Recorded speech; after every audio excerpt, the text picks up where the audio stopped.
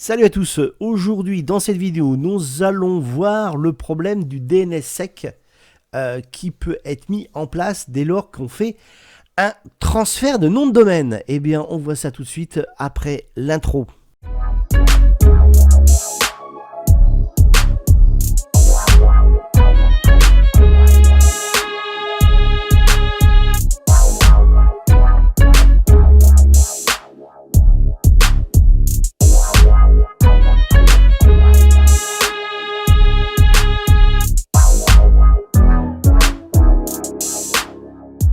Comme je vous le disais dans l'intro, nous allons voir aujourd'hui le DNSSEC.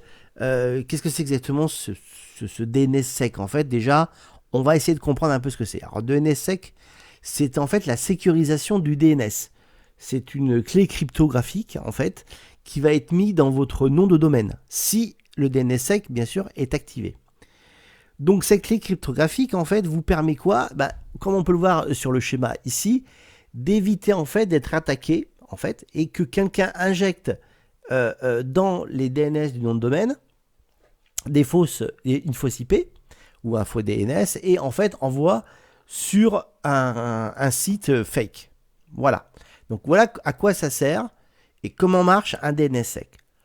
Le problème qui se passe, c'est dès lors que vous faites un transfert de nom de domaine, si vous ne désactivez pas le DNSSEC 24 heures avant le transfert, le DNSSEC, en fait, cette clé cryptographique, va être automatiquement injectée lors du transfert chez le nouveau registrar. Ce qui fait, c'est quand vous allez vouloir, en fait, changer vos DNS, ça va fonctionner, vous allez croire que, effectivement, ça a fonctionné et que la propagation a marché, et en fait, absolument pas du tout.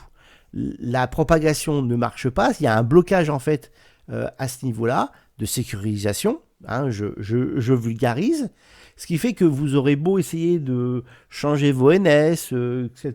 par rapport à l'ancien hébergeur lors du transfert, et bien en fait ça ne fonctionne pas. Comment faut-il faire à ce moment-là et quelles sont les solutions pour que vous puissiez en fait travailler correctement? Alors déjà, il faudrait un peu regarder s'il y a un DNSSEC qui est derrière ou pas. Comment on va faire? Donc vous pouvez déjà aller sur geekflair.com, tool DNSSEC test, etc. Vous mettez ici votre nom de domaine tout simplement et vous faites check DNSSEC et vous allez voir si oui ou non le DNS fonctionne, est désactivé, activé, etc. Donc vous allez le voir automatiquement ici. Si effectivement vous en avez un, vous allez le voir. Alors là je vous montre un exemple ici. Vous allez aller sur le name server de votre hébergeur favori et vous allez faire ici configure DNSSEC. Si ici il y a une ligne qui apparaît, vous supprimez la ligne, vous effacez la ligne, vous sauvez, puis après vous allez appliquer l'action que vous avez fait, vous permettant ainsi de retirer en fait ce DNSSEC et de en fait prendre vraiment en compte les DNS que vous avez rajoutés ici. En fait, il peut y avoir une latence du fait qu'il y a une nouvelle propagation qui va être faite. Et à ce moment-là, qui peut durer quelques heures, quelques minutes à quelques heures, ça va dépendre. Mais souvent, c'est quand même assez court. Ce DNSSEC qui aura été supprimé, qui en fait venait, comme vous l'avez pu le comprendre, de l'ancien registrar et qui a été activé et malheureusement transféré avec, eh bien ça a supprimé. Et à ce moment-là, vous verrez que votre site sera mis en place. De toute façon, vous pouvez avoir une autre solution de le voir. Si vous tournez avec le SSL Less Unscript, en fait, s'il ne fonctionne pas alors que vos DNS sont mis en place, c'est qu'en fait, tout simplement, c'est que vous avez un DNSSEC. En résumé, le problème vient de là.